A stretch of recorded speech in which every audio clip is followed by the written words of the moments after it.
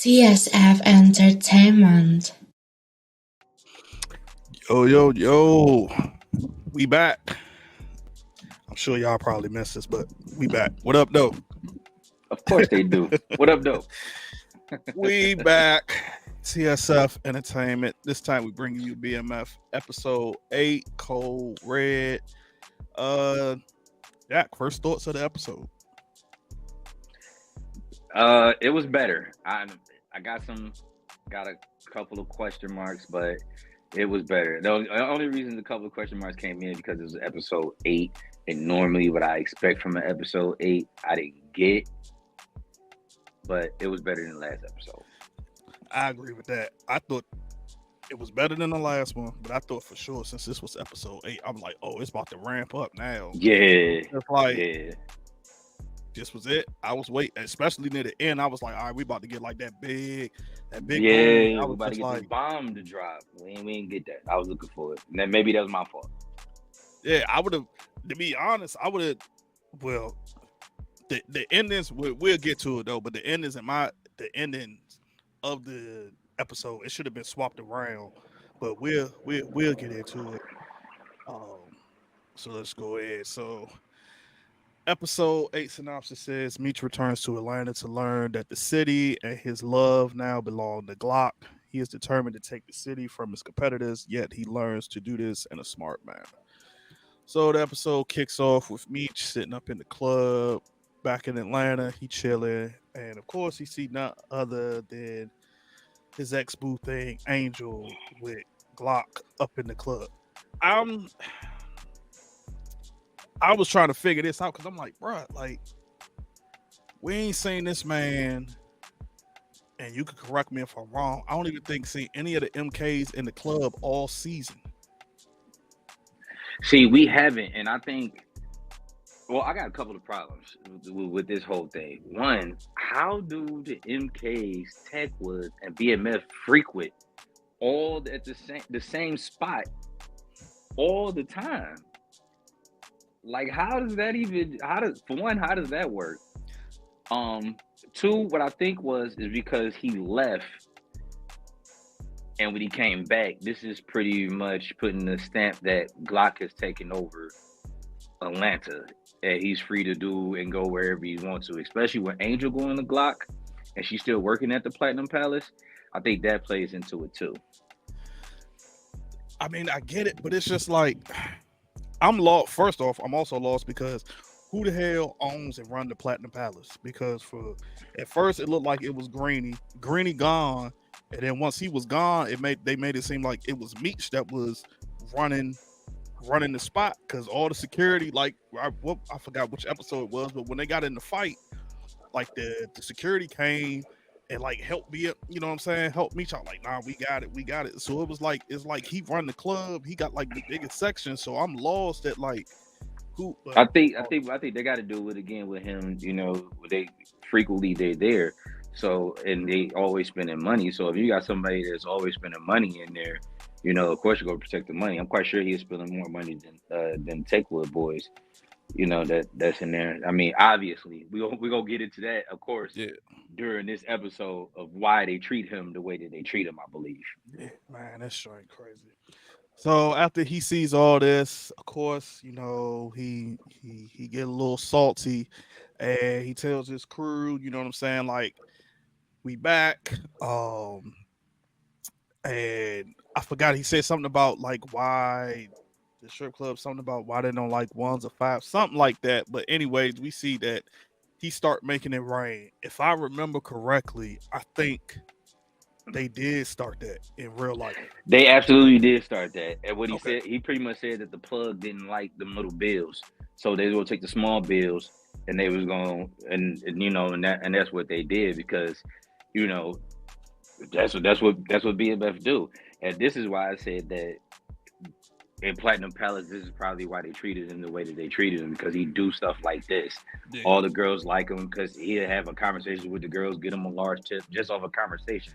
Yeah, you know, and his crew was probably tipping well, so of course they're gonna make sure that they good. But yeah, they in fact definitely. Yeah, I thought so. I was like, when I saw this, I was like, I can't remember if I'm like if I remember correctly, but I was like, I'm almost like 99% sure they were the ones who started the Make It Rain whole thing.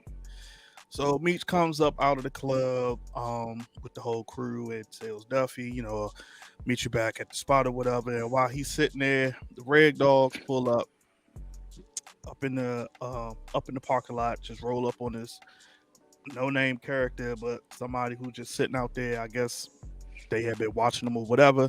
And during the whole process, they end up finding 2 bricks in his trunk. And this gets Meech to thinking that now they must change how they move weight throughout, since the Red Dogs is going crazy like this. The only thing I had with this part right here, it was just like, why? Like, first of all, I'm like, you in the parking lot, like, why you sitting in the parking lot with 2 bricks in your trunk, number one?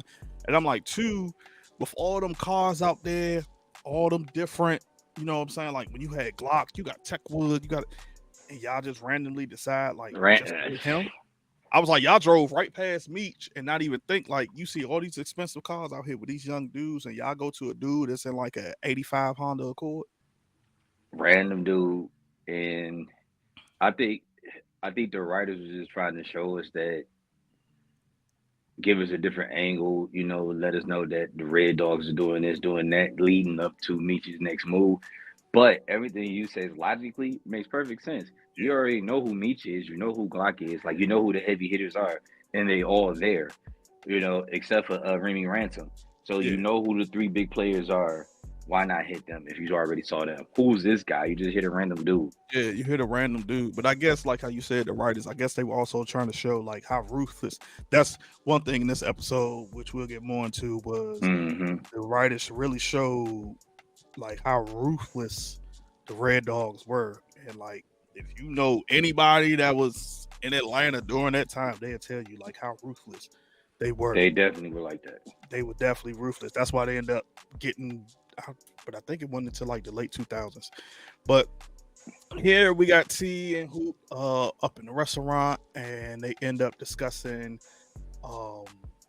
Henrietta and that whole situation. So here is where, matter of fact, I'm trying to think, should I say it now when we get to the other scene? But while they talking, we end up finding out that Henrietta unalived Peaches. Basically, like, she lied. She just unalived her just so that she can be the plug for the Chaldeans.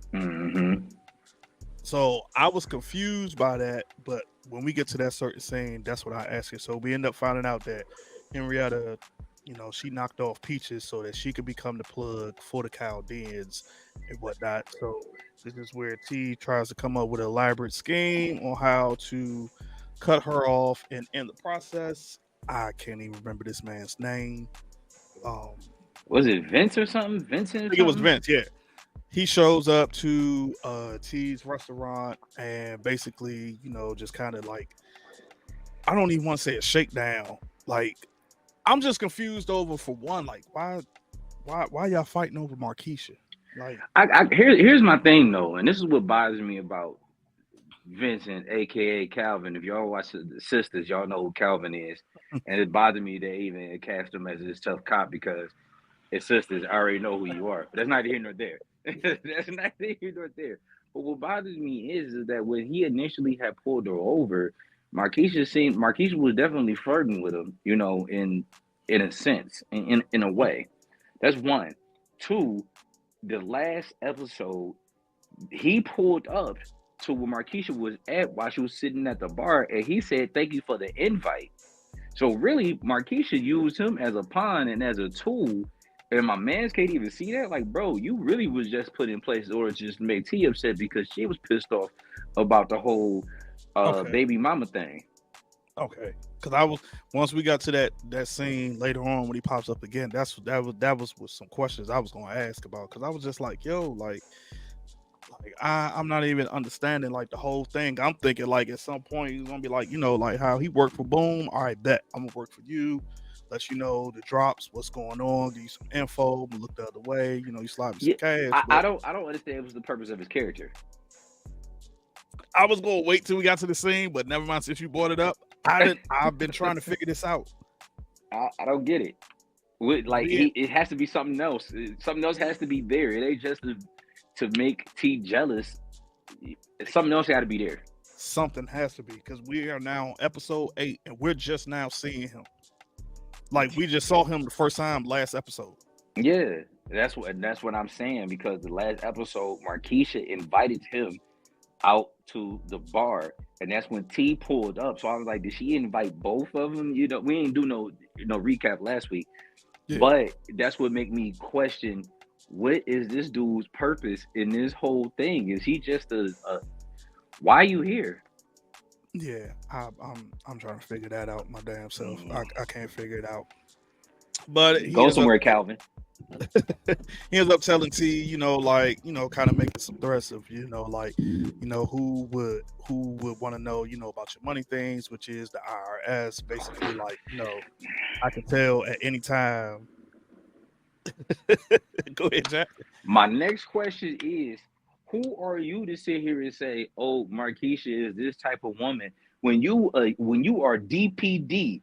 How much money you think DPD was getting back? They make even less now with the cost of living. What do you think you was gonna do? I don't know, man. Like, which made me think, like, okay, by him saying that, he's a dirty cop, and that's what made me think, like, what you was thinking, like, oh, he works for such and such, so he's getting money, some other way. Because if he can handle Markeisha in that large budget, yes, Markeisha is a budget. They handle that large budget, then you doing something else too, bro. Yeah. So I don't know. Like, that's it. That's all I got. Right. That's all I got. That's all I got on him. So back here, we got Meech and Duffy, and they discussing the whole situation of, like, what happened in St. Louis. The Red Dogs hitting that young dude up in the parking lot, and then as well at the same time, he's saying that now they're trying to make drug crimes federal, and so now they need to move differently. He also tells him that he's gonna meet up with Claude. He's gonna get them all on board together so that they can start putting everything in place to take over Atlanta, become as one, and then at the same time take out Remy Ransom, and then end up taking out the MKs later on down the line. So he ends up meeting Claude at this restaurant, bar, whatever. And he's sitting there having a beer. Claude shows up, and Claude's like, man, you just kind of left me on stuck. Which another person, I'm like, yo, he didn't leave nobody on stuck. He literally told everybody what he was going to do. Like, he didn't leave none of y'all on stuck. It just showed, this right here showed me that I was like, okay, Claude not a leader at all. I was like, now I can see why he was following Remy, because I was like, he's not a leader. Because you talking about he got you on stuck, and he was like, bruh, like I told you, you good, like handle that. I'm gonna come back. I'm gonna go run, do this thing real quick, and I'm gonna come back when the heat died at. Anyway, Meech tells him, like, hey, I got X, Y, and Z, I got the plug, the stuff all together. Claude's like, hey man, like, I can't really get the crew to turn on Remy. He's like, that's your job, you tell them. Because he told him, he was like, yeah, sell them like how you sold me. And he's like, that's your job. He was like, you get the crew there. Everybody gonna meet at Platinum Palace. He was like, and then I'm gonna show everybody, you know what I'm saying? Like, what's the deal? I don't understand why he just didn't take, like, if he already had made up in his mind that this is what he wanted to do and he wanted to roll with Meech.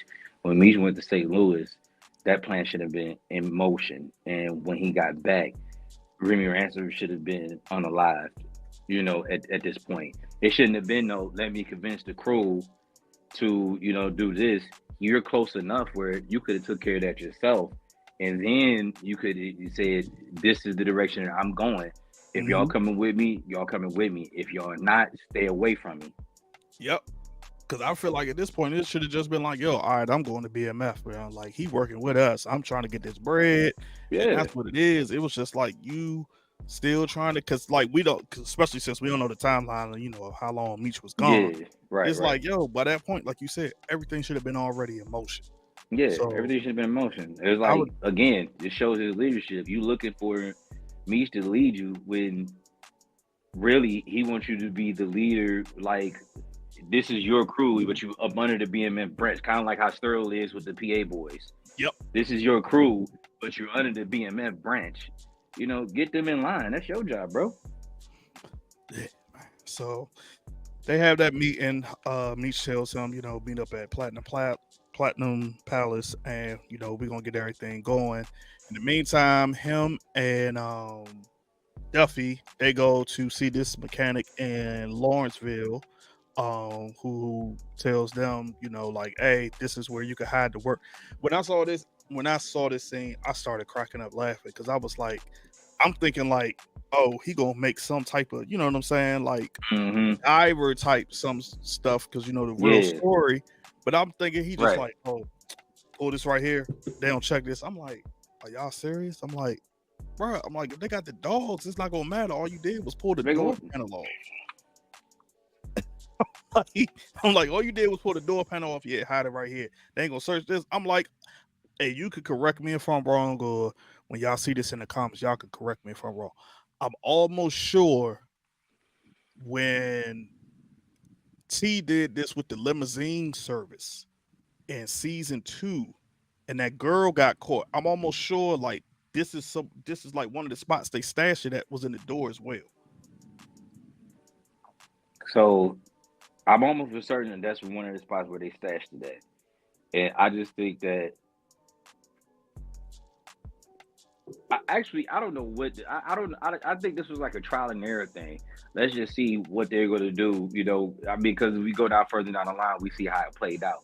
So Yeah. I think this was just like a trial and everything. Like my man, like they said, when you're talking in codes to T, that recipe was fire in Miami. That chef in Miami was fire. Yeah. So I just think that this was, let's see if this works, or let's see how they're gonna go about it. Because really, the reality of it is, even though the dogs can sniff it out, when we get to that scene, it wasn't the dogs that sniffed it out. Yeah. I mean, of They course, went straight to it. Yeah, I mean, they went straight to it, but it was just like, Yeah. I was just thinking to myself, I was just like, dude, like, they went to you, and you're supposed to be like this, quote unquote, like, yeah, I'm an expert on hiding it, and all you did was just pull out the door panel, like, yeah, put it on this Yeah. side, because they always they don't never come to the passenger side, they always come He's to the better off just driver hiding side. up under the seat. And I was like, okay, so Meech ended up giving him some bread. It was like, if everything worked, you got more coming. And he tells Duffy, like, hey, we're going to, get one of the soldiers just to do a trial run just to see how everything flows with that.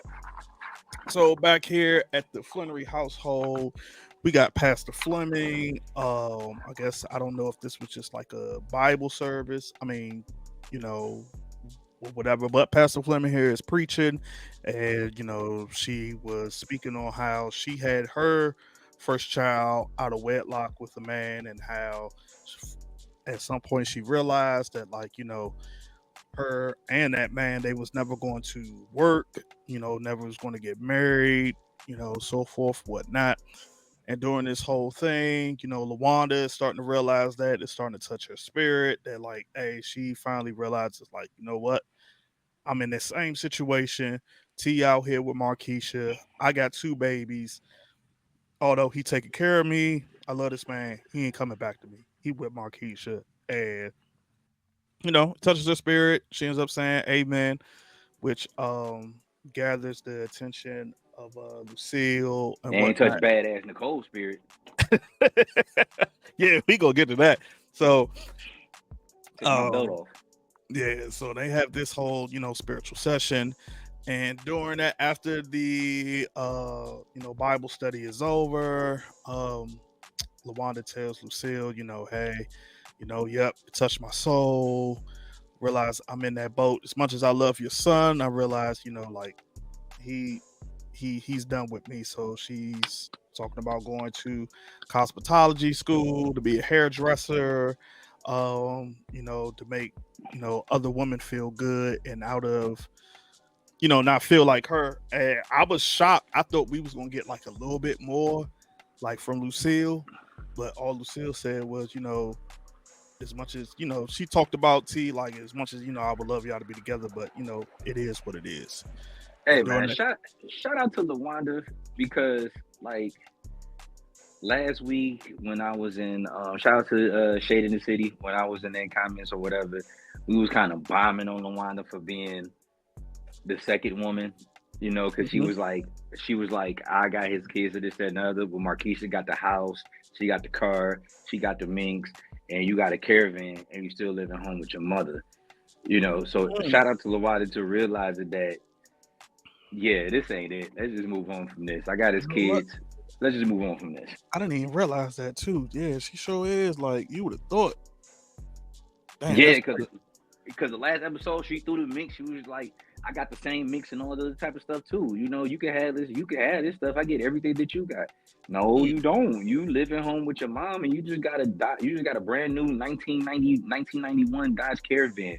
When she's riding around in Acuras and living in this plush apartment or condo or wherever that she yep, stayed at. You living home with your mom with two kids. yep. Your gold digging mom with two kids. Mm. That's right, because she showed up like, wait, hold on. Like, we Yeah, ain't because she about to was like a Dodge Caravan. like You need to give us no that time in the joint was country. You funny. need to She go was to like, luxury nah, we joint. ain't about to turn down no gifts. That Yeah, part was, yeah. See. So shout out to LaWanda. yeah, shout out to LaWanda for sure. Charles comes home and he tells Lucille that somebody from the church had recommended him to go play with the Campbell brothers. If y'all don't know the BMF story, this was an actual true story. He actually did end up playing with the Campbell brothers, and if I'm if I remember correctly, he also ended up getting producing them like a platinum record or a gold record, something. He ended up doing something big with the Campbell brothers. So we see he comes home and he tells Lucille that, and he asked Lucille if she could show up, to She still was out of play pocket. with She him. was wilding. Yo, she she was wilding. Like She was wilding. I get what my man brother Charles, Raw Dog Charles, even though Charles Wilson, whatever you want to call him, I get what he did or whatever.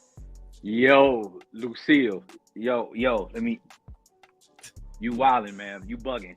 yeah, You bugging. You. he made that comment. Like I said at that point, I was like, me, I would have been like, yeah, I would have like, you know what, it's cool, like, but I mean, I get what Charles trying to do. You know what I'm saying? Yeah, He love his wife. He trying to keep the family together he and gotta hold his everything. tongue. He gonna have to eat that, but that don't mean she wasn't wilding. Yeah, but it's just the fact that she said, I should bring more Reese. I'm like, what? Yeah, she Like, laughed about it too. Like, yep, I had a little. a couple of things, man. A couple of things before we move on to the next scene. Besides that, all right. So, if y'all remember in season 1, and just correct me if I'm wrong in the comments. In season 1, Charles was like, "I'm giving you all my checks. What are you doing with the checks?" I just thought about this when I was watching this episode, and I watched this episode and I watched the last episode again. He was like, because she was like, "We behind in the mortgage," and he was like, "Well, I'm giving you every check," and she was like, "Well, Nikki is getting bigger. You Yep. know, we got to put food in the house and this and another." Now, me knowing the real story of him always buying the studio equipment and trying to be, and trying to chase his dreams on a small budget, I knew what it was. But when we fast forward to this season, she said, "Well, whenever you got your check, you didn't put no money on no bills. You didn't do nothing but run and go get another guitar or some more equipment." And I was like, that kind of contradict everything that was said in the first season, because Mm-hmm. according to what Lucille said and what Charles said, is he was giving her every check to pay all the bills. Yep. It just wasn't enough. Yep. So, like I said, again, I know the real story behind it, but she pretty much started, the way they set it up was she pretty much started negating him as a provider for the home due to him not paying the bills. But prior to that, they said that he paid all the bills, or he gave her every check to pay all the bills. So your timeline not right, but or the story's not matching, but I just wanted to point that out. Yeah. Matter of fact, now that you said, I'm gonna go back, but I definitely remember that. I definitely remember season 1 when He said that, you know, she Yeah, was he was like, in the kitchen because Big Meech was like, y'all gonna be following my footsteps because y'all behind on the mortgage, and that's yeah, what he checked her like, I was behind on the mortgage, and I've been giving you all the money. yep. So Lucille ain't innocent. That's all I'm saying. yeah, you're still not innocent. Definitely Charles, not. you ain't right either. So here we got Detective Bryant here, drinking an Urka jerk. Still, Down when I bad. saw that, it brought back flashbacks. I was like, ugh. But Yeah. he's sitting up here drinking an Urka jerk. He's still grieving over the loss of his son. And while he's still grieving, Detective Jen shows up banging on the door. It was just like, yo, look, man, we got to get this together. I get it. You're still grieving over Kevin, but we got to take him down. Only thing I hate about it is, I ain't gonna say hate. It's like, yo, Bryant, you got to take some responsibility about what happened to Kevin, because how you blame Meech, T, and Henrietta for what in a sense, I could get Henrietta, you know what I'm saying, because she was the one that was providing him protection, but Meech and Terry wasn't the ones who, you know what I'm saying, like, you was the one who hid the strap in your crib, and Kevin ended up getting his hands on it to take out somebody who had been bullying him. You could have stepped into that joint. I mean, you sent B Mickey to go handle the dude, but clearly Mm-hmm. that wasn't enough. Like, you could have been shut this down. Like, so I don't even get how you can blame those three for the death of your son, because I think what his biggest issue, man, is like pretty much every cop that we see on sitcoms and different shows is they become obsessed with their work. And I think like with him is that he became so obsessed after his first partner, what happened with his first partner, that he just had blinders on and he was just trying to get BMF, the 50 boys, any way that they possibly can because of that. He's never really going to take full responsibility for it. He's going to put them. He's going to blame them for everything. It's the story that we're going to see. It's a story that we see here with Detective Bryant. It's probably gonna be the same story that we're gonna see something similar when we roll into Power the next season with the new cop introduced, Michael Lely introduced. Like we didn't see this over and over and over again. He needs to take more responsibility, definitely as a parent in general. Yep. Because he definitely could have stepped in front of this like several times over. Sit down with the principal. There's ways to go about it. He definitely should take more responsibility for it. Period. But he's not. Definitely. And Kevin would have never end up in that predicament at all. At all. Or he could have just did the right thing instead of being so obsessed with trying to figure out the way Meech was moving. He could have wrapped B Mickey up all in one because he had the murder weapon. Yep. Already had it. And he could have just did that. But nope. So at the sense, bro, like this fall on you. Yeah. But we got Jen and Howard here. Not Howard. Yeah, I always do that. Going back to Razor Canaan. We got Brian here as they are scoping out, watching Tyson coming out of the warehouse. The crazy thing about this, I was just like, yo, bro, like how you don't see two cars, like they not that far away. Like how you didn't see just two random cars just sitting out there like that. Like that still blew my mind. But they discuss, how they're gonna move forward against Henrietta and the whole crew, and that's what Jen says. Let's divide and conquer. Like you mess with Tyson, and I'm gonna follow up the lead with Henrietta. And in this joint, in a sense, I thought Jen was gonna get unalive because I did too. I thought that was the episode ender. Yeah, when he said, like, hey, I told you not to do undercover without backup. I don't want to have to go to your pops and tell him that like he lost another daughter. So I thought right then and there, I was like, oh, Jen's probably gonna be gone. Yeah, it would have. I said episode 8. I was wrong. I said episode 8 that Jen was gonna be out of here. That she's gonna be unalive. The writing's on the wall for it still. Yeah. But I was just wrong in what episode. So we got T, who is meeting up with Sam, this new character that we have never even heard about or seen, to my knowledge, in BMF. But basically T goes to Sam, and Sam is, I guess, I don't know, a nephew, or he has some type of connection to the Chaldeans, and T wants him to make a introduction to this elaborate scheme that he came up with to get Henrietta out of the way. During that course, one of Sam's workers comes in about a lottery ticket, which pops an idea into T's head on how they can move bread through Sam's different stores of with the lottery ticket whole situation. That brings up an idea. But meanwhile, outside of this same store, you got Nicole out here with Breeze, and they hanging out in the back seat, drinking wine coolers or whatever it was, some bottles of James, and Breeze slides over the little whole thing, will you be my girlfriend, etc. Whatever. Hell no. Thundercat, go home. Of course she says, which we all knew, she says yes.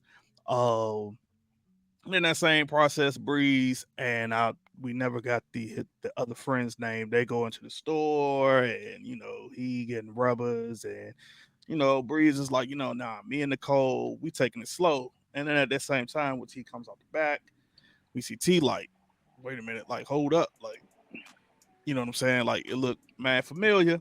T comes out and sees none other than Nicole sitting in the backseat of the car, and goes up and yanks her out of the car. Like, nah, this ain't even happening. You out here drinking. First, my man, his friend was talking about going bareback. He was like, oh, bareback is always better, whatever. Like, what?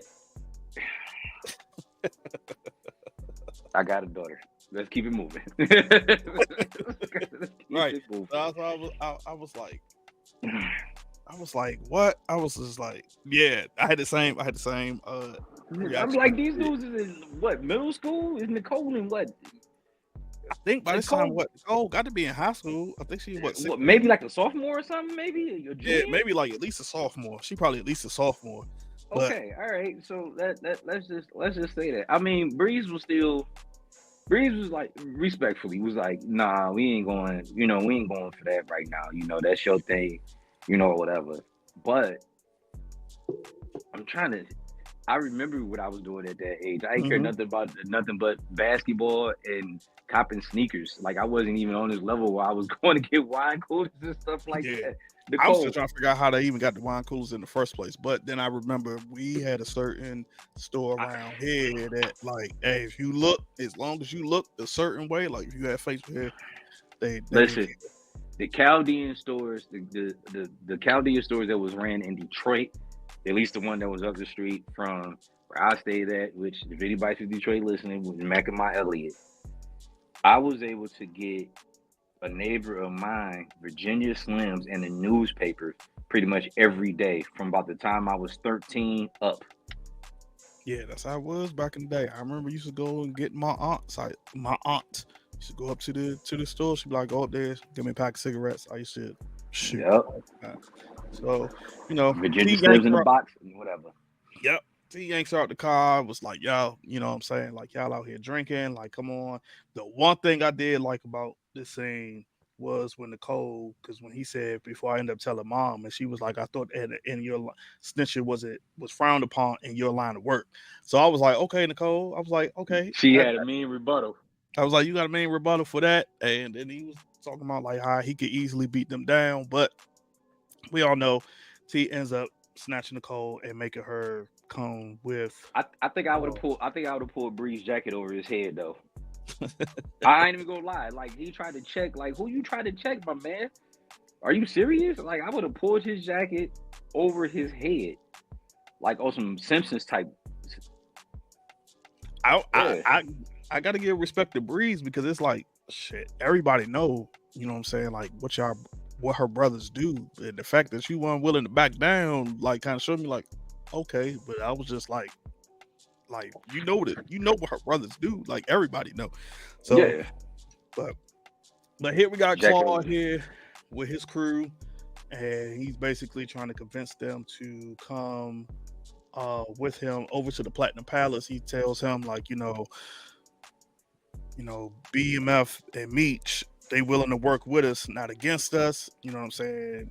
We can all get bread.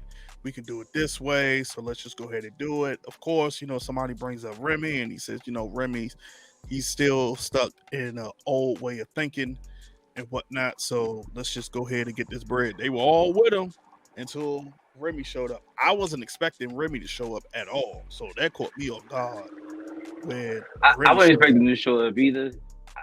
Anything I would expect is like one of the people he was talking to maybe tell Remy or something like that. Because to me, I wasn't necessarily convinced that all of them was with it. It just seemed like they're like, yeah, but what about Remy and whatever. I didn't think he convinced them all just to be like, okay, yeah, be with that, because they just stood back and let Remy just walk up on him like that. Yeah. I think it might have also been like they just about getting money. They weren't necessarily about like the about that life like that. Cause the fact, cause I was thinking the same thing, and I was just like, "Yo, y'all just let Remy walk up in there." Yeah, You know what I'm saying? I think it was also, when Remy cut Claw's tongue and he threw it at him, that kind of sent like a message, like, oh, "Okay, you know what I'm saying? Like, nah, he wilded, like he crazy out here, and he just unalived him in front of all of us. Like, okay, let's just go ahead and fall in line. Like, that's what I'm saying. Like, but I agree. Again, we see like Meech told him, we see Remy's stubbornness because he immediately goes to them after he unalives Claude and he tells them like, "Yo, you know what I'm saying? This our city. Techwood still ours. We gonna take it back from the MKs and all this other stuff." And I'm like, dude, like with what army?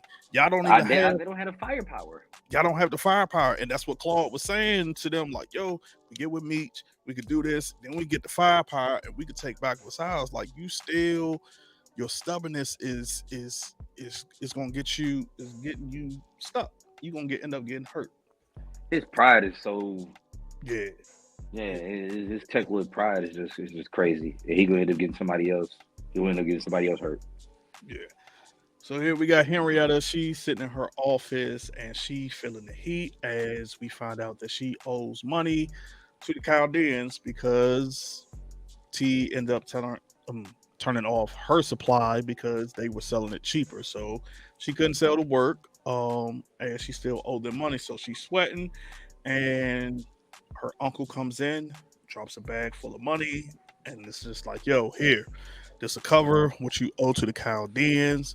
Don't let your pops know that I gave you this money, that I was even here."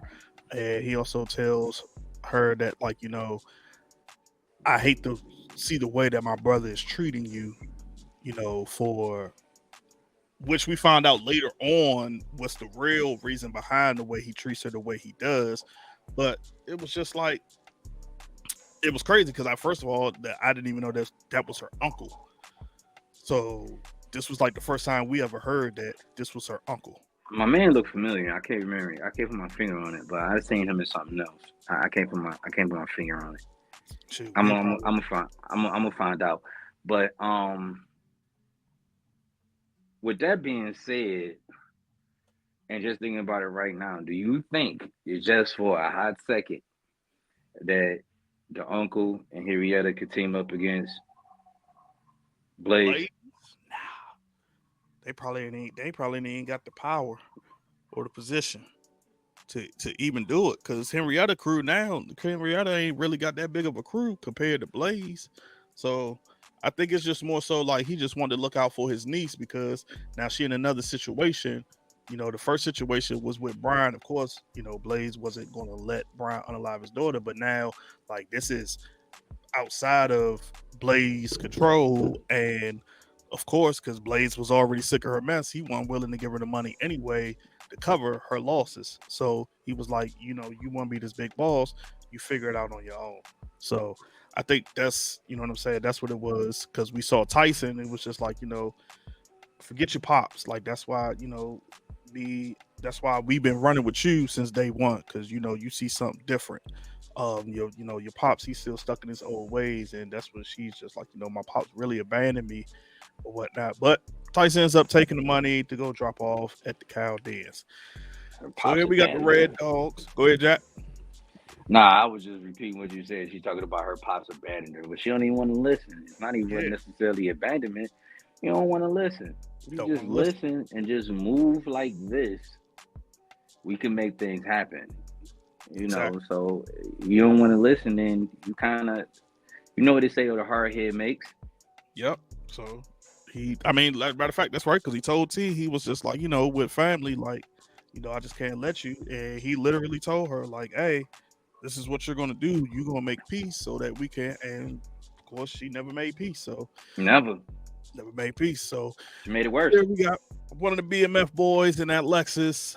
I wish they would show how he got pulled over, but he got pulled over by the Red Dogs. They searching him down or whatever. Of course, like we said earlier, the Red Dogs just go straight into the side panel of the door, which to me was just, I was just like, really? I was like, you tore everything up, and that was like, you just decided, oh, let me pull the panel off the door before.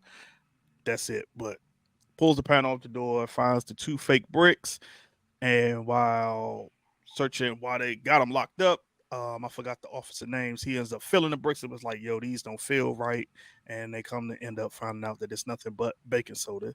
And we learned this was the trial run that Meech was talking about, to make sure to see like if they could do what that mechanic says, as they want to start moving work in another direction, since the Red Dogs are just going crazy in the city, just hitting everybody. And during that same time, the Red Dogs, over the radio, they get a call about the MKs being at Techwood, so they come full force in Techwood and just go ham. We got this dude, this cop right here, just he just made me angry, because I was like, man, Who? I need to know his name, because I think she said his name in here, I but think he did, but I forgot. he pisses me off. Yeah.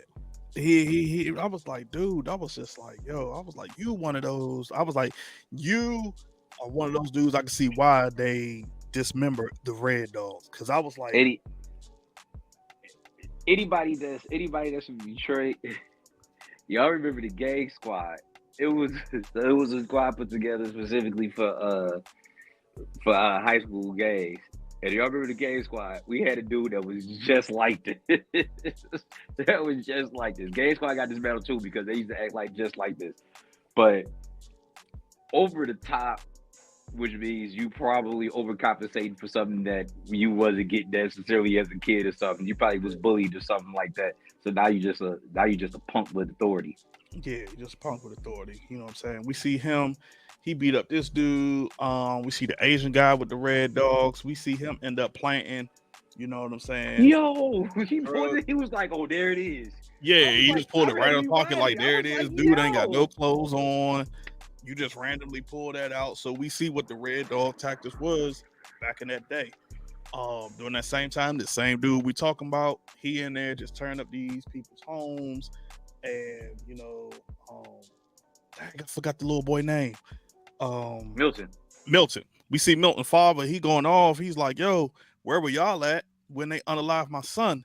Like we live here. Like we decent people. Y'all coming in here tearing up everything." And I Mm-hmm. think that's when I forgot this Red Dog's character name, because I think they said her name too. It Yeah, they hits said her both their like, names. yeah, it hits her like, okay, you know what? Like, dude doing too much. Like these people ain't got nothing in here. They ain't got no work or nothing. Like, yo, let's chill.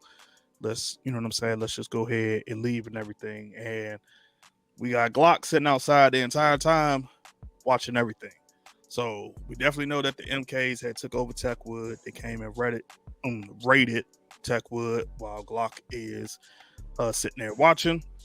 Ends up making a call to always, I think it's to Chaka, because Let me ask a I be question thinking real about quick. Black Panther.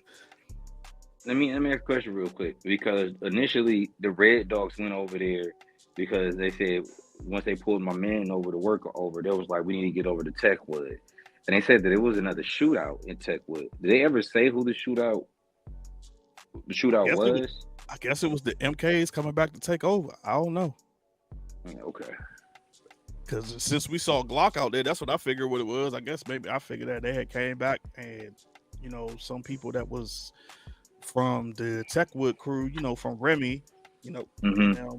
They end up going at it and whatnot, and they came back to lay them all out, take it over again. But as we finally see Scandalous Angel. She running with Glock now, and we hear Glock tell Chaka, like I said, excuse me if I'm butchering his name because I try not to say T'Challa from Black Mm-hmm. Panther. So I'm like, their That's what names I've are been calling similar. her. So calls him and lets him know, like, hey, meet me in Miami, but before you do, go ahead and take Meech out.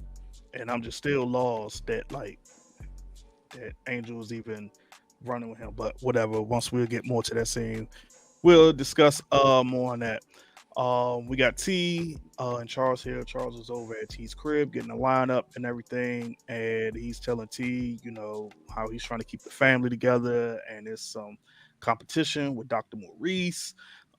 He just wants to keep the family together and everything, and his upcoming gig and whatnot. And in the same process, he ends up asking him, like, hey, do you got any more work over, at the restaurant? T's like, yeah, but here go in advance. You know what I'm saying? Here you go. So, you can show Miss Lucille, mom's a good time. So, the family can stay together. And he says to him, like, this is the reason why I'm giving you the money, because I want the family to stay together.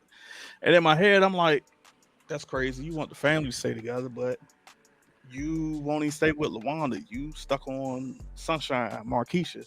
Like, she got your nose wide open.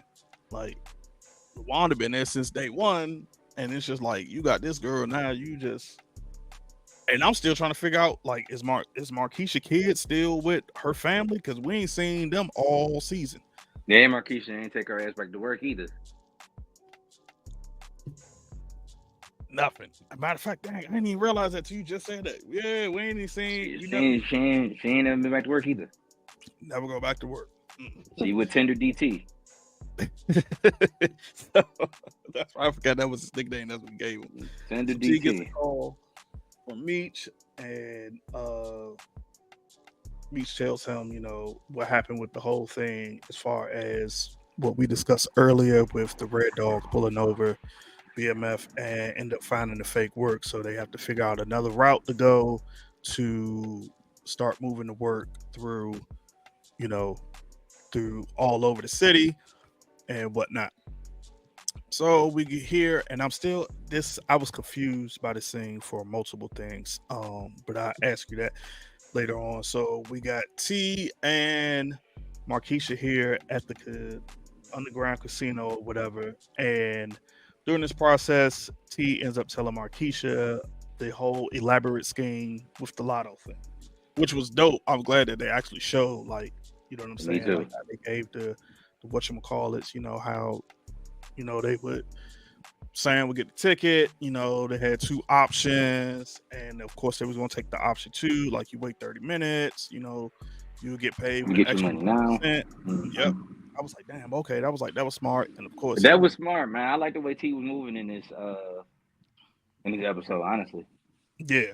And I was like, he showed that they got different whatchamacallit, Sam owns multiple spots all over the city. So, like, when they get it, then I think it was Hoop's cousin takes, yeah, I think it was it was Hoop's sister, Hoop's cousin, which I wanted to say, like, I know y'all not gonna use her every time, like, she wins, because I was like, that's definitely gonna look like That's something gonna up. be I'm high. like, Yeah. I'm like, the same person wins, but I'm sure they're gonna switch it up.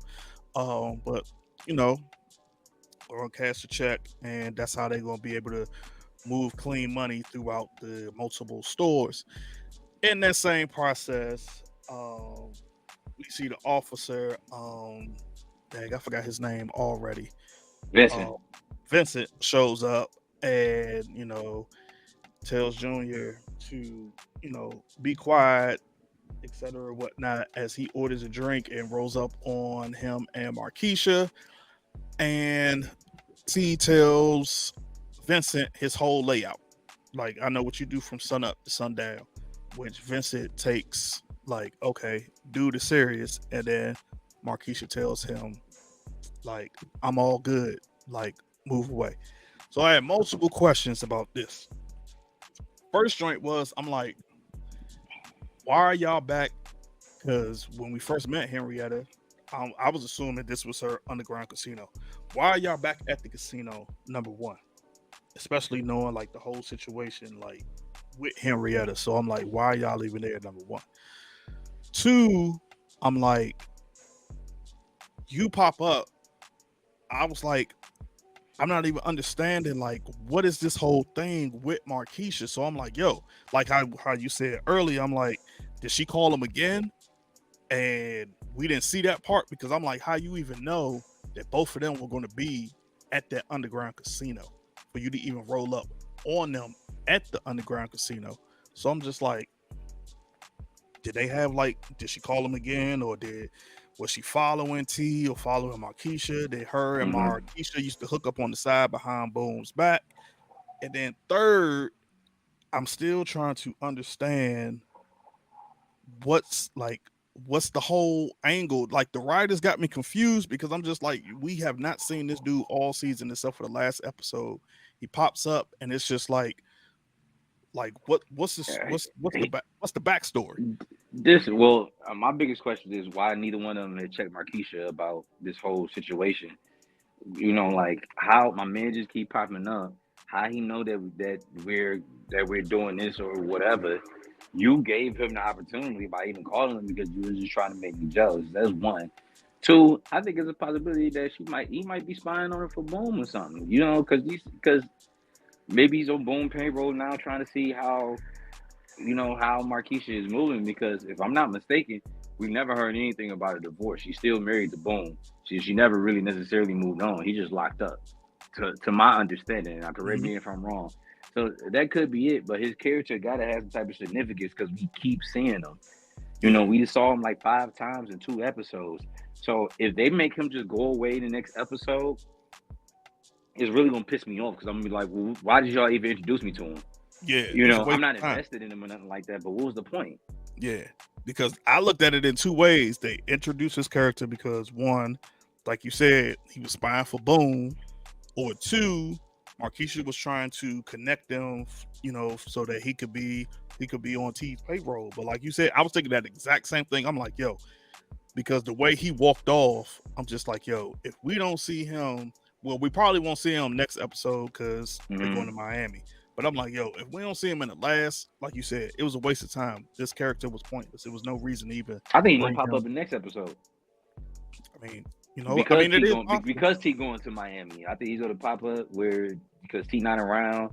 There's no interference, and yeah, because I think we will be if he is going to be somewhat of a pivotal character in whatever scene that we got going on. I think the next episode will be the best way to do it because he is gone. You can have more dialogue between Markeisha and this cop. Yeah, you know what? That actually makes sense. Hopefully they do. I hope to get some type of backstory on his character because we need something. Because it would be pointless. I've been turning the camera on. Like I know I got dirt on you too, doggy. I got dirt on you, Calvin. Don't be. I got dirt on you, doggy. You can't be hanging around here and not make your character known of what you up to. I got dirt on you, doggy. Exactly. So here we got Meech back at Platinum Palace, and he's telling everybody, you know, the whole crew, like for right now, he's about to stop moving work until they figure out a way that they can move work discreetly.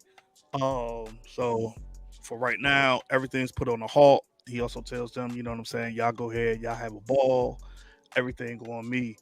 At the same time, we see 2 ladies come up on Meech, you know, say like, hey, which I do from the jump. I was like, yo, this is set up. And I was thinking in my head, I was like, bruh, like I get it. I know you're in Platinum Palace all the time. You see these ladies, etc., whatever. But I was like, immediately, gotta be smarter than that. Yeah. I was like, your light bulb should have went off that it was a setup. Like you done been in Platinum Palace all this time. Everybody knows you ain't rocking with Angel no more. Now all of a sudden they like, yeah, both of us, we want to get you in a motel down the street. Like, if he wanted to have fun, he could have been like, nah, what I do is I pick y'all up and I take y'all somewhere. Not even that. They could have like, man, we saw it earlier. Could have went in the VIP Oh, right, room. right. You're right. Could just I went didn't in the even think VIP. about that. Yeah, Yeah, I and I didn't was think about like, the that. shorty was like, I could make you forget, Angel. He could have just, Yeah, lucky. yeah, it could have just went right in the VIP room. But I was just like, I would have thought like, Meech, this is like, but so we see these two.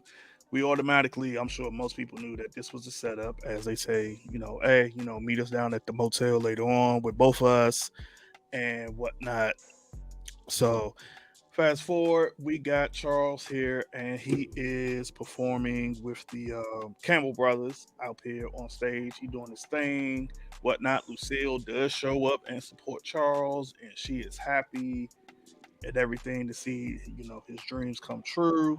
Charles is ecstatic, as we can see on his face. He's super happy that everything this picture is crazy. that went well. Afterwards, he sees Lucille in the crowd, and he's even more ecstatic that Lucille showed up. And Lucille said, although there's stuff going on between us, I couldn't mess up this night because this is such a big night for you. And then during that process, one of the guys from the group come up to him. It was like, I ain't never heard nobody. I forgot the name of the guitar. Play that instrument like that before. Lucille hypes him up even more and was like, you should hear the songs that he writes, which, surprised Charles. And the guy hands him his card. You say, contact my manager. Let's get some things going. Let's get some things working and whatnot. And of course, Charles like, I got some new money. Let's go out and celebrate. He was like, let's. The look on his face when he pulled out the wad, though, when he pulled out the wad of money. You know what I'm saying? He was poor like, Charles, I got it, man. Yeah, he was just like what Dr. Maurice pants. And he was like, yeah. Because he don't stand a chance against Dr. Maurice. That's the bad thing. He was like, yeah, Dr. Maurice got wands like this. Like, yeah, you coming out with me. Like, you know what I'm saying? He may have gave you that little filet mignon last week, but this week, yeah, I got what you need. Yeah, he was like, I'm a big baller now, so you can forget about Oh him. my God, dude. Remember, she grabbed the money. She was like, Charles, she was counting and with everything. The only crazy thing about this scene, oh man, I had never seen a club that was specifically like for gospel music, because it's not one in Detroit I can think of or ever. You said it is? It's not one in Detroit that I can ever remember of this being. Because when they performed, they did gospel, and then in the background, I forgot the gospel song. I can't remember the name of it, but in the background while they talking, someone's on stage performing a gospel song, and I was like, "Yo, they really got like a club that's like really big for gospel." Not that I know of. They had churches that did stuff like that. You could just go into like the little cafeteria slash stage, but not no clubs. Yeah. So then we got Henrietta and Detective Jen. They out having wine, sipping, and talking about different things, talking about life and whatnot. And here is where we get the story that Henrietta's mom passed away while giving birth to her, and she feels that her pops Blaze blames her for it and holds it over her head and treats her the way that he does or whatnot. At the same time, while Jen is trying to dig in even more to get more information, she sees two cops that comes in and immediately goes and kiss Henrietta so that she can keep her cover from her cover not being blown. And then after this, they go back to Henrietta's spot, and Henrietta ends up noticing the burn marks on her arm, and she questions them and asks, why she burns herself and whatnot, which Jen, ends up telling her, why she does, because she could control it. And of course, which before we end this discussion on these scenes, Henrietta goes in for, what she always does. And Jen ends up looking at the picture with, Henrietta, Tyson, and their cousin Twan, and then like she stops or whatever. I honestly thought that Because remember how we had been talking, as well as with Shade in the City, we thought something was going to pop off between Jen and Kobe. So I thought right Mhm. here, I was like, okay. I was like, well, I guess it's about to pop off with these two right here. I was like, I didn't think Jen was going to go that far, but I was like, she went that far. Now, here is my confusion of this whole thing that we just saw from the club all the way till now. And I'm sure some people probably gonna come up my neck.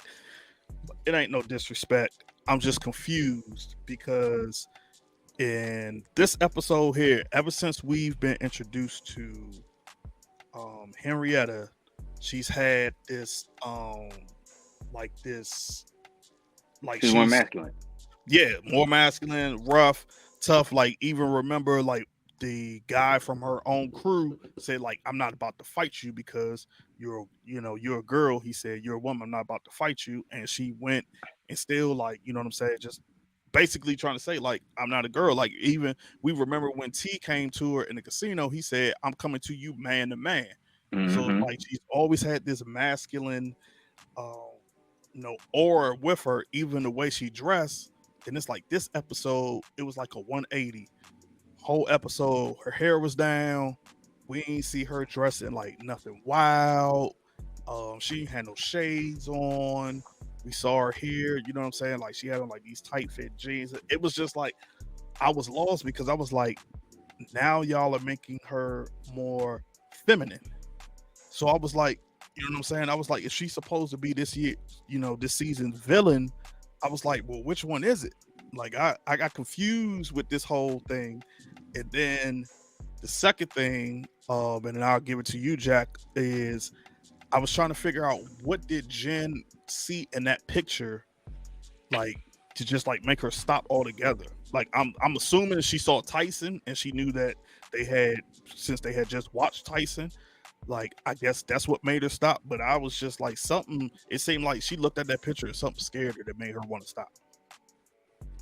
Honestly, well, first thing, let me address the first thing. The first thing is like, the conversation we had offline is I think that some of it was trying to show a more humble side of her because of the whole thing was with the Chaldeans. It kind of showed a little bit more. I don't want to say vulnerability, I don't think that's the word I'm really necessarily looking for, but we do see some vulnerability with it, like when she started talking about her parents and and the money, and she was worried. Like this is the first time that we ever seen her worried. She was worried about the Chaldeans. Mm-hmm. She getting this connection with detective um and we see a different side of her exposed. So that's where I think where the writers were trying to give us the whole soft side of her and everything. So that, and only that. Two, I don't know what the picture was about. Dude, I rewinded it and stopped it, and I was like, let me see this picture again. Maybe something is a picture that I missed. I pressed pause and I was like, she saw this picture and she kind of like, 'cause I thought she was I thought two things. I thought either she was going to go through with it, or maybe Ren King was going to be like, oh no, I know who you are. Let me go ahead, and my prediction was going to come to fruition, and she was going to get, unalive her. But I really don't know what she saw in the picture. I've been trying to get it. If somebody out there can help us, write down in the comments what you thought that possibly was seen in that picture that made her just be like, "Oh no, let me get out of here." Please let us know because I'm confused on that one.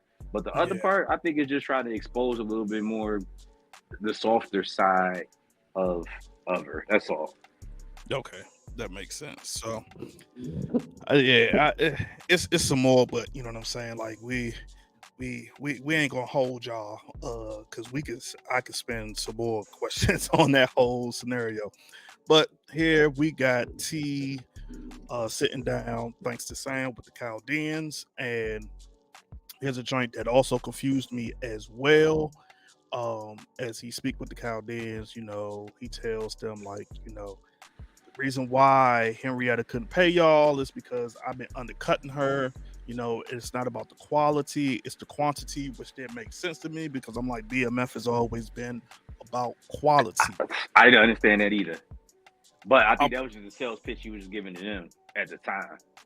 I'm also confused because I'm like, yo, if the Chaldeans are her plug, and I think, yeah, if the Chaldeans are her plug, how are you becoming the plug for them? Because he says to them, you know, I know y'all have problems with, I guess, getting more work. I can get you work at a better rate. And so I'm like, well, wait a minute. I'm confused because I'm like, yo, if she took out Peaches so that she could become the plug for the Chaldeans, and the Chaldeans are supplying her with work, and she was trying to hurry up to get the money back to pay them, I'm like, I'm lost now. Like, they supposed to be the plug. So how are you becoming the plug for them if they're supposed to be the plug? I think because he's getting. Actually, that's a good question because if he's getting more work and he's going to give it to the Chaldeans, then who do the Chaldeans give it to sell?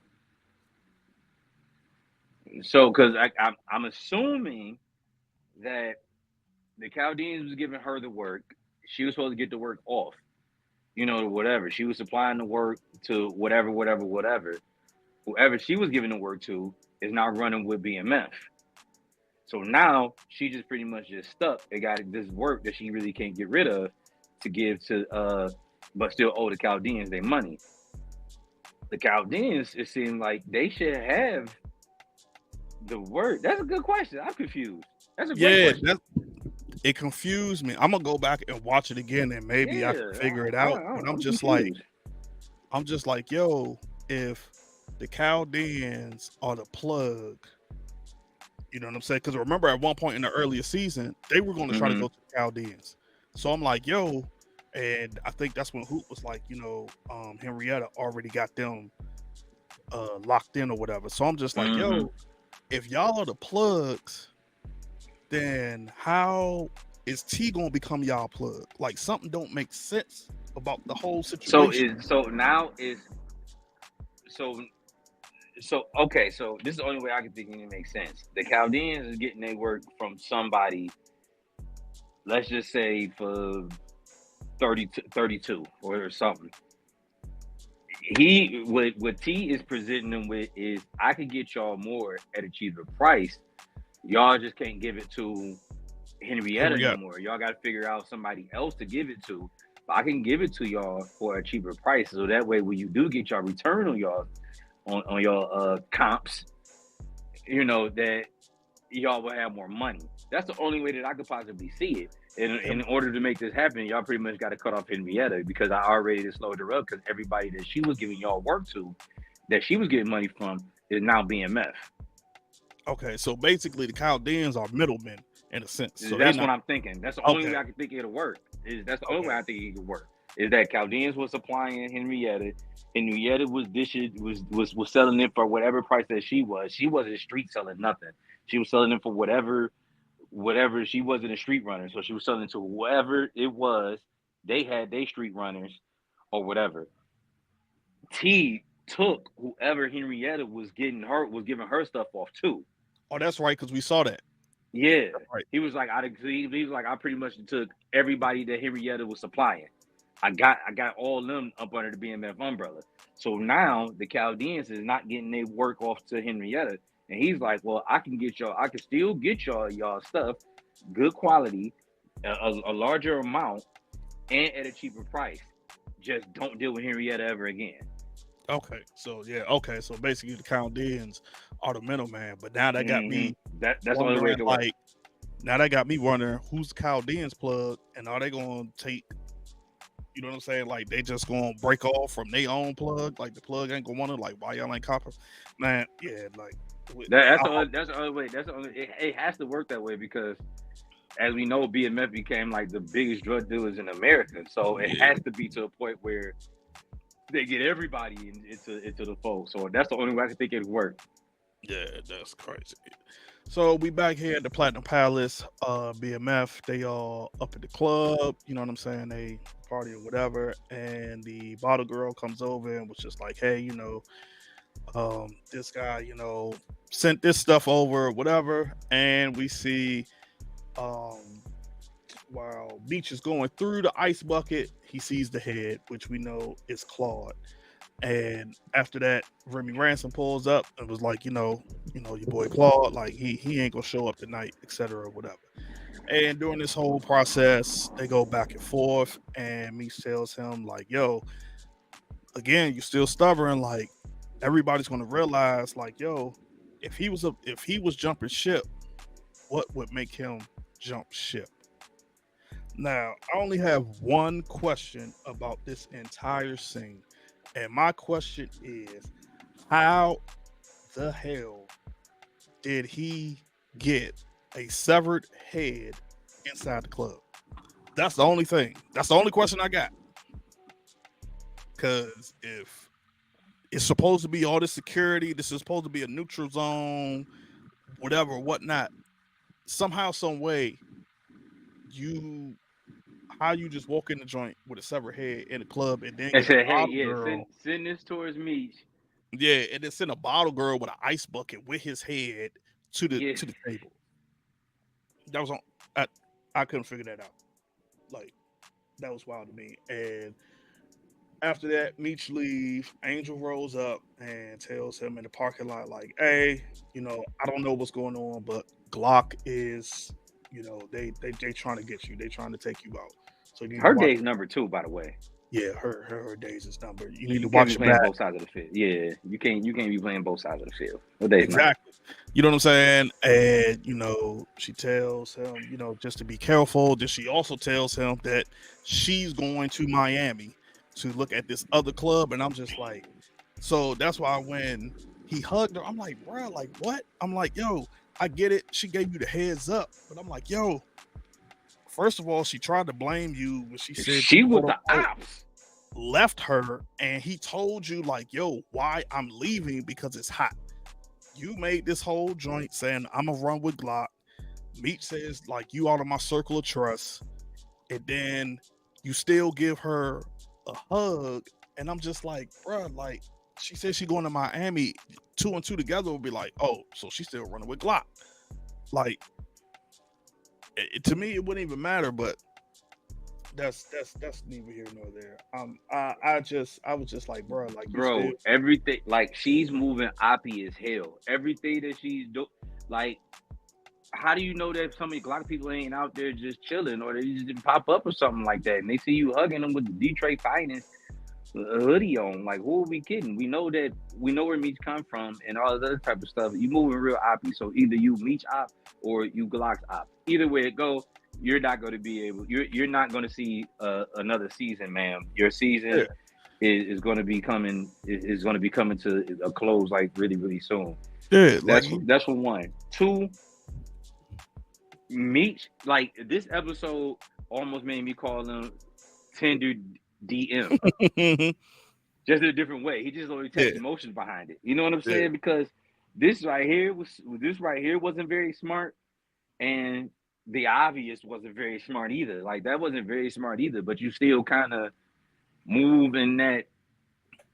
I don't know. I don't know. yeah. But she's I don't definitely want the to say ops. simping, but it was almost like he was simping. I was like, bro, Yeah, like yeah, exactly. But I she's was like, definitely the ops. So you moving, like, you hooked up with the ops, whether she your ops or Glock ops. I was like, you literally said she's out your circle of trust, but And now she come to you with this information, and you, I don't know. yeah. So Meech shows She up must be sunshine to too. the hotel, motel, whatever. Ends up having this thing with two chicks, and then to Chaka rolls up to try to unalive Meech, which doesn't happen. And the whole shootout, that whole thing, I was just like, y'all, okay. I'm still trying to figure out. I was like, this let me know, like, these people just shoot, don't aim. Because I was like, that man was standing there with his whole back turned, and you missed him and hit the stripper bra in the shoulder. So they have this whole fight, which we've been seeing Meech fighting all season. This man, like, just he stay hitting people. And the crazy thing about it is, in real life, Meech didn't even like to be like he wasn't even known to be that violent person. So it's crazy how this whole season we done seen this man in so many shootouts, so many fights, etc. Whatever. Chaka tries to unalive him with a half broken wine bottle. In the process, Meech ends up throwing him over, giving him a hip toss, and he hits the window, falls out of this whatever story hotel, and he ends up getting unalive, which to me is crazy in itself because I'm just like, if them windows are not that easy to break, because think most hotel windows are like tempered glass. Tempered glass is not easy like Those that. windows are not easy to break at all. That's And for one. yeah. So the fact he just hit you with a hip toss and you hit that window and went falling out, I was like, 2, if I'm Meech, nobody's leaving there with their life except for me. yep, If I'm Meech, because he got in there with a hotel key. hotel key. So that means Which- y'all two set me up. Which leads me to believe, furthermore, that y'all set me up. Y'all try to get me up out of here. Y'all gotta go. Yep, was working with Glock. Yep. And even Duffy was trying to tell him like, yo, like somebody like it would have had to been like they was working with Glock, like they tried to take him out. You can't go to the Platinum Palace no more at this point. You can't go to the Platinum Palace no more. If you do, you can't trust him. Like straight up, you just can't trust him. So Meech and Duffy is at Meech's crib and they have that whole discussion, and this is Duffy is telling them like, hey man, somebody tried to set you up. It had to be one or the other. And during this time, that's when Meech is up calling T, and he tells T like, yo man, we got to go to Miami. We got to find the boxer. We got to also find the dude that does the whole car thing, because we have to find out a way to get this work off. We need to be discreet as possible. So he hits up T and tells T to meet him in Miami. During that same time, after this, Duffy tells him like, yo, you're going to Miami, you're going to Glock's turf. Once Glock finds out that his man is unalive, like, yo, like you wilded. You don't really need to go. Like you shouldn't go. You basically like kind of setting yourself up. Like you just going to Miami, you going into a dangerous territory and whatnot, and you don't really need to go. And I felt Duffy because he was like, I was just like the same way. I was like, yo, bro, you really about to go to Miami knowing that that's Glock's territory, that's his own. You just unalived this man, so of course he's gonna be looking for him.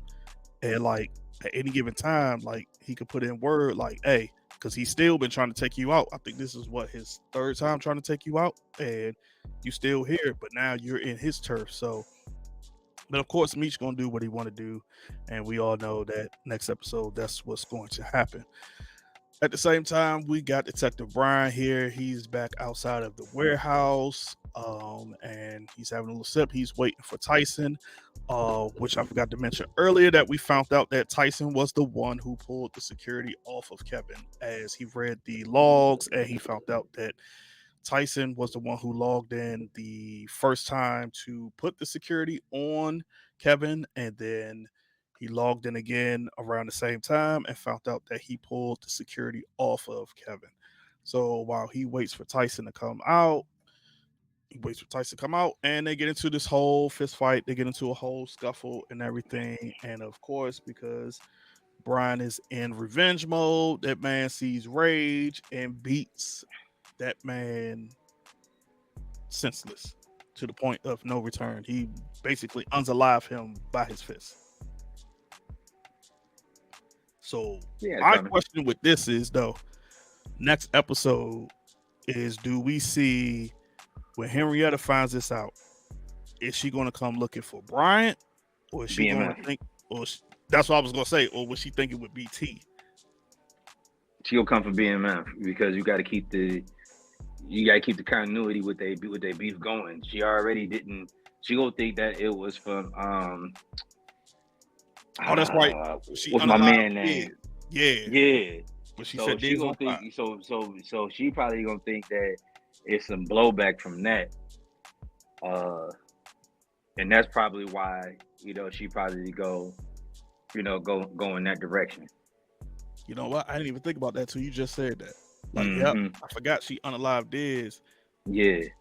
And even though he still said he wanted peace, but in her head, because of the way she thinks, it goes about handling her business.